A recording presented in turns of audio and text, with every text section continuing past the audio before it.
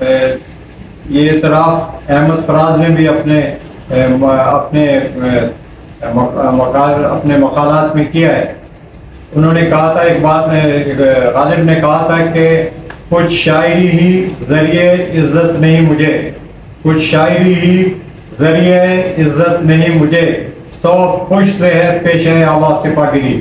جس سے آپ اندازہ لگا سکتے ہیں کہ اتنا بڑا شاعر اردو ادب کا کہ جس کا وہ مقام ہے کہ جو شاید انگریزی ادب میں شیکسپیئر کا ہو، وہ یہ اپنے شاعر ہونے پر ناز نہیں کر رہا، بلکہ جس بات پر وہ ناز کر رہا ہے وہ ہے فن سپاہگری سے اس کے اور اس کے آباء و اجداد کا منسلک ہونا. اس لیے میں سمجھتا ہوں کہ جو لوگ مسلح افواج میں خدمات انجام دیتے ہیں اس فن سپاہگری کے ساتھ جو منسلک ہیں، وہ یقیناً ہمارے اور آپ کے خراج عقیدت اور خراج تحسین کے مستحق ہیں.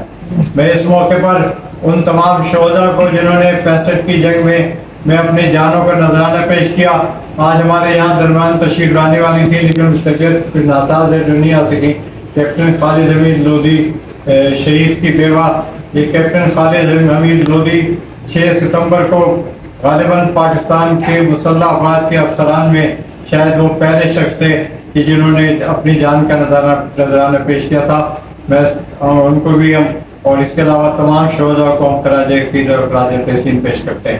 عزیزان محترم، جناب سعید صاحب نے کئی باتیں یہاں پہ کی ہیں جس کے بارے میں تھوڑی سی بات کے بات کرنا چاہوں گا، لیکن اس سے پہلے میں ایک بات یہ کرنا چاہتا ہوں کہ فوج اور عوام کے درمیان جو رشتہ اور جو تمانیت ہم نے 65 کی جنگ میں دیکھی تھی، اگر ہم چاہتے ہیں کہ اس طرح کی تمانیت کو ہم دوبارہ اپنے صفوں میں اور اپنے معاشرے میں روبہ لائیں تو ہمیں کچھ یہاں پہ کچھ معاملات کو ہمیں درست کرنا ہوگا. عزیزان گرامی، یہ 65 کی جنگ میں جو آپ نے جذبہ دیکھا، جس کا آپ نے بہت دفعہ پڑھتے بھی رہے ہوں گے اور سنتے بھی رہے ہوں گے کہ ایک ایسا معاشرہ ہمارے سے وجود میں آ گیا تھا 65 کی جنگ میں کہ جو معاشرہ ایک مثالی معاشرہ کہہ سکتے ہیں.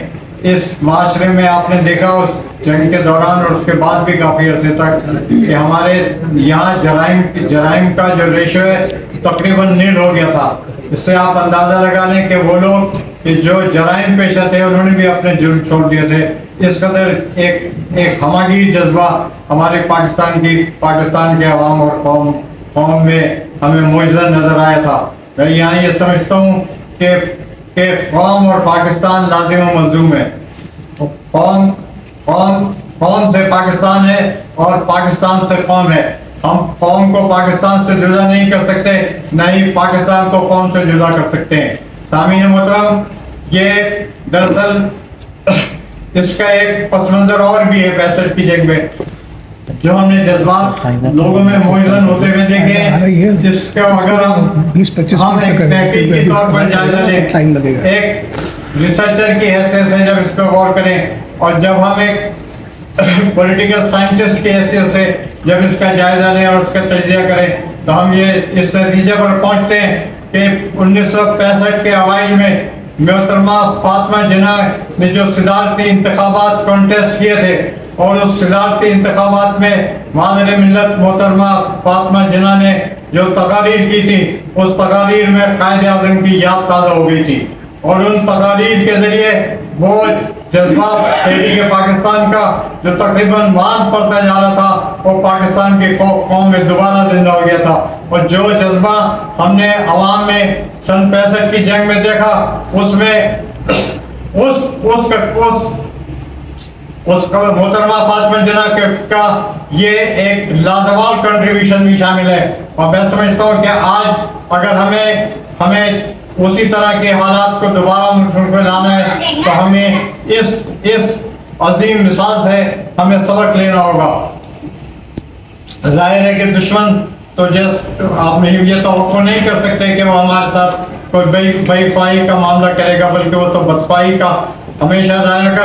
لیکن ہمیں اپنے ملک میں ایک ایسے حالات کو پیدا کرنا ہوگا کہ جن حالات میں ہم دوبارہ قوم اور مسلح افواج کو ایک ایک سطح پر ایک پیج پر یکجا اسی طرح کر سکیں جس طرح 1965 کی جنگ میں تھا. اس کے لیے ہمیں کئی معاملات ہمیں کرنے پڑیں گے. مسئلہ یہ ہے کہ ہمارے یہاں ہمارے اس ملک میں اس وقت آج صورتحال یہ ہے کہ کوئی ادارہ پاکستان کی پوری ریاست ڈی اسٹیبلائز ہے. یہ ہم نہیں کہہ سکتے کہ فلانا انسٹیٹیوشن اور یہ فلانی پلر ہمارے ریاست کا وہ اس سے ڈی اسٹیبلائز ہے، بلکہ ہماری پوری معاشرت اور ہماری پوری ریاست اس حالات میں ڈی اسٹیبلائز ہے. ہمیں اس کے لیے انتہائی سوچ سمجھ کے قدم اٹھانا پڑیں گے. ہم یہ سمجھتے ہیں کہ ہمیں اپنی مسلح افواج کے وقار اور اسی کے ساتھ ساتھ ان قربانیوں کا کہ جنہوں نے بیش بہا قربانیاں مسلسل دیتے چلے آ رہے ہیں اس مادر وطن کے دفاع کے لیے، ہمیں اس کا نہ صرف اعتراف بلکہ احترام کرنا ہوگا. لیکن اسی کے ساتھ ساتھ ہمیں پاکستان میں ایک ایسا پولیٹیکل انوائرمنٹ کریٹ کرنا پڑے گا جس میں ہمیں پاکستان کی تمام پولیٹیکل فورسز کو ہمیں اسپیس دینی ہوگی. اگر ہم یہ اسپیس دینے میں کامیاب نہ ہوئے تو ہم یہ توقع نہیں کر سکتے کہ ہم ان جذبے کو دوبارہ ابھار سکیں. اسی کے ساتھ ساتھ جو انتہائی پاپولر پولیٹیکل فورس ہے اس ملک میں اس وقت، اس پولیٹیکل فورس کو بھی یہ یقین دہانی کرانی ہوگی کہ دیگر تمام جو پولیٹیکل ایلیمنٹس ہیں اور پولیٹیکل فورسز اور پولیٹیکل پارٹیز پاکستان میں کام کر رہی ہیں وہ ان کے ساتھ کو ایگزسٹ کر سکتی ہے. اگر وہ اس پیشن کے اندر، اس فیئر کے، اس خوف کے پیشن میں رہے کہ اس پاپولیرٹی کی وجہ سے شاید ان کا پولیٹیکل ایگزسٹنس پاکستان میں ناپید ہو جائے، تو ہمیں ایک ایسا ان کو یقین دہانی ایک اس طرح سے ہمیں کرانی پڑے گی کہ آپ کو ایگزسٹ کر سکتے ہیں. اگر یہ ہماری تمام پولیٹیکل فورسز آپس میں کو ایگزسٹ کرنے کا ہمارا ایک خواب پورا ہو گیا، اور جس کے لیے بہت سخت ضرورت ہے، ہمارے حکمرانوں کو خاص طور پر عقل کے ناخن لینے چاہیے. یہاں پہ جو مہنگائی کا ایک طوفان یہاں ہمارے معاشرے میں، ہمارے اس وطن عزیز میں نظر آ رہا ہے، اس کی وجہ سے، اس مہنگائی کی وجہ سے جو عام انسان، عوام پاکستانی متاثر ہے. ہماری لوور مڈل کلاس اور مڈل کلاس ایلیمینیٹ ہوتی جا رہی ہے. اس میں دنیا میں کوئی ڈیموکریسی بغیر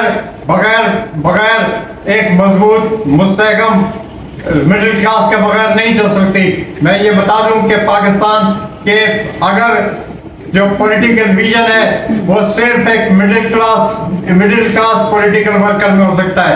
جو اپر مڈل کلاس اور پریویلیج کلاس کے جو پولیٹیشنز ہیں they can't see beyond their own desk. ان کو تو ڈیس سے آگے بھی نظر نہیں آتا. یہ پولیٹیکل ویژن ہے جو مڈل کلاس اور لوور مڈل کلاس میں ہوتا ہے.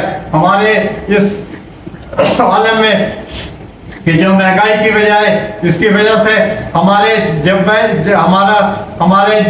حب الوطنی کو بھی شدید نقصان پہنچ رہا ہے. یہ میں سمجھتا ہوں کہ ہمارے حکمرانوں کو اس کے لیے ناخن لینے پڑیں گے ہوش کے، اور اگر انہیں ایسا نہیں کیا تو یقیناً ہمارا معاشرہ بڑے خسارے میں رہے گا. میں اسی کے ساتھ ساتھ پھر ایک بار 1965 کی جنگ کے ہیروز اور شہداء کو اور ان تمام لوگوں کو جنہوں نے تحریک پاکستان میں بھی نذرانہ پیش کیا اپنے جانوں کا، اور جنہوں نے ہجرت کی، یہ صعوبتیں برداشت کی، اور جنہوں نے پاکستان کی تعمیر میں حصہ لیا، میں ان سب کو دل کی گہرائیوں کے ساتھ خراج عقیدت پیش کرتا ہوں. اور اللہ سے دعا کر، اللہ تعالیٰ سے میں دعا کرتا ہوں کہ ہمارے ان شہداء کے درجات کو بلند کرے، کو بلند سے بلند تر کرے، اور ہمیں اور آپ سب کو اس جذبے سے سرشار کرے کہ جس سے ہمارے ہیروز اور ہمارے شہداء سرشار تھے. آپ کا بہت